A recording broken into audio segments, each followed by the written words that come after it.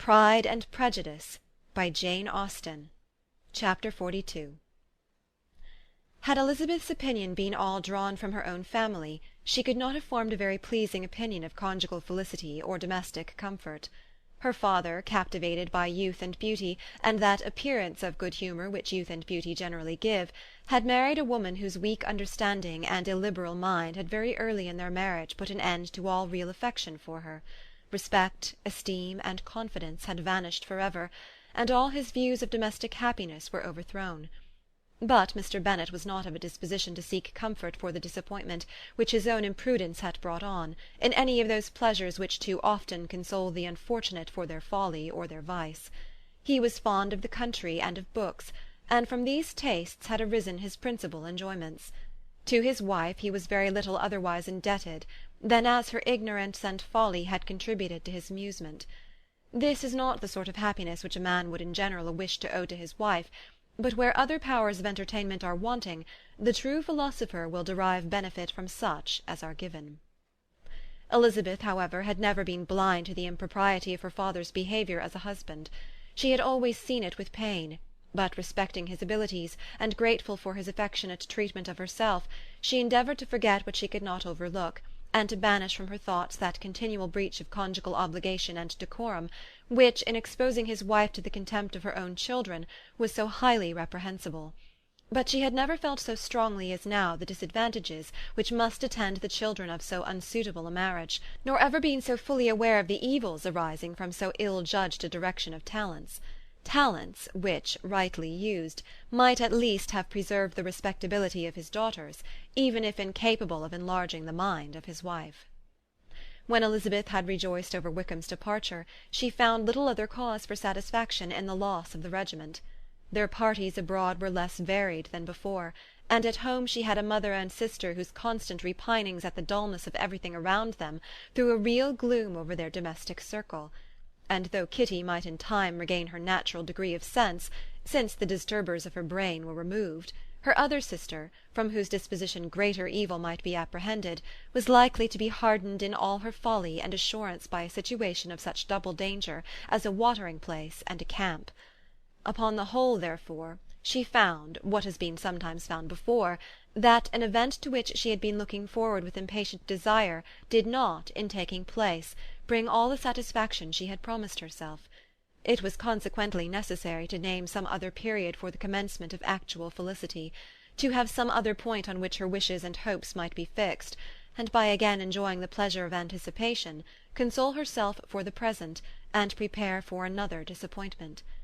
Her tour to the Lakes was now the object of her happiest thoughts. It was the best consolation for all the uncomfortable hours which the discontentedness of her mother and Kitty made inevitable, and could she have included Jane in the scheme, every part of it would have been perfect. "But it is fortunate," thought she, "that I have something to wish for. Were the whole arrangement complete, my disappointment would be certain. But here, by carrying with me one ceaseless source of regret in my sister's absence, I may reasonably hope to have all my expectations of pleasure realized. A scheme of which every part promises delight can never be successful, and general disappointment is only warded off by the defence of some little peculiar vexation."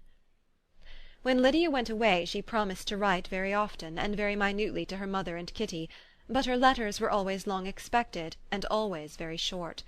Those to her mother contained little else than that they were just returned from the library, where such and such officers had attended them, and where she had seen such beautiful ornaments as made her quite wild, that she had a new gown, or a new parasol, which she would have described more fully, but was obliged to leave off in a violent hurry, as Mrs. Forster called her, and they were going off to the camp. And from her correspondence with her sister there was still less to be learnt, for her letters to Kitty, though rather longer, were much too full of lines under the words to be made public. After the first fortnight or 3 weeks of her absence, health, good humour, and cheerfulness began to reappear at Longbourn. Everything wore a happier aspect. The families who had been in town for the winter came back again, and summer finery and summer engagements arose. Mrs. Bennet was restored to her usual querulous serenity, and by the middle of June Kitty was so much recovered as to be able to enter Meryton without tears, an event of such happy promise as to make Elizabeth hope that by the following Christmas she might be so tolerably reasonable as not to mention an officer above once a day, unless by some cruel and malicious arrangement at the War Office another regiment should be quartered in Meryton. The time fixed for the beginning of their northern tour was now fast approaching, and a fortnight only was wanting of it, when a letter arrived from Mrs. Gardiner, which at once delayed its commencement and curtailed its extent. Mr. Gardiner would be prevented by business from setting out till a fortnight later in July, and must be in London again within a month, and as that left too short a period for them to go so far and see so much as they had proposed, or at least to see it with the leisure and comfort they had built on, they were obliged to give up the Lakes, and substitute a more contracted tour, and according to the present plan were to go no farther northwards than Derbyshire. In that country there was enough to be seen to occupy the chief of their 3 weeks, and to Mrs. Gardiner it had a peculiarly strong attraction. The town where she had formerly passed some years of her life, and where they were now to spend a few days, was probably as great an object of her curiosity as all the celebrated beauties of Matlock, Chatsworth, Dovedale, or the Peak. Elizabeth was excessively disappointed. She had set her heart on seeing the Lakes, and still thought there might have been time enough. But it was her business to be satisfied, and certainly her temper to be happy, and all was soon right again. With the mention of Derbyshire there were many ideas connected. It was impossible for her to see the word without thinking of Pemberley and its owner. "But surely," said she, "I may enter his county without impunity, and rob it of a few petrified spars without his perceiving me." The period of expectation was now doubled. 4 weeks were to pass away before her uncle and aunt's arrival, but they did pass away, and Mr. and Mrs. Gardiner, with their 4 children, did at length appear at Longbourn. The children, 2 girls of 6 and 8 years old, and 2 younger boys, were to be left under the particular care of their cousin Jane, who was the general favourite, and whose steady sense and sweetness of temper exactly adapted her for attending to them in every way, teaching them, playing with them, and loving them. The Gardiners stayed only 1 night at Longbourn, and set off the next morning with Elizabeth in pursuit of novelty and amusement. One enjoyment was certain, that of suitableness of companions, a suitableness which comprehended health and temper to bear inconveniences, cheerfulness to enhance every pleasure, and affection and intelligence, which might supply it among themselves, if there were disappointments abroad. It is not the object of this work to give a description of Derbyshire, nor of any of the remarkable places through which their route thither lay.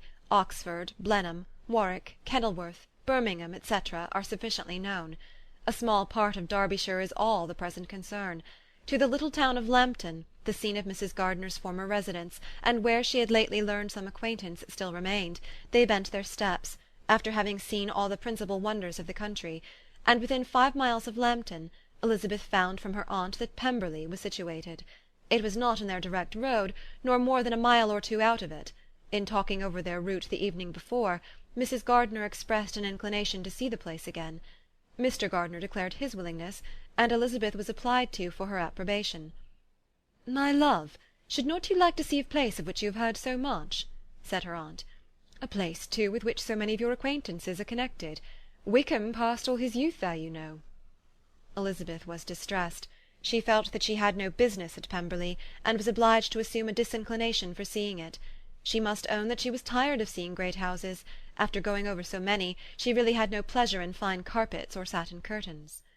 Mrs. Gardiner abused her stupidity. "If it were merely a fine house richly furnished," said she, "I should not care about it myself, but the grounds are delightful. They have some of the finest woods in the country." Elizabeth said no more, but her mind could not acquiesce. The possibility of meeting Mr. Darcy, while viewing the place, instantly occurred. It would be dreadful.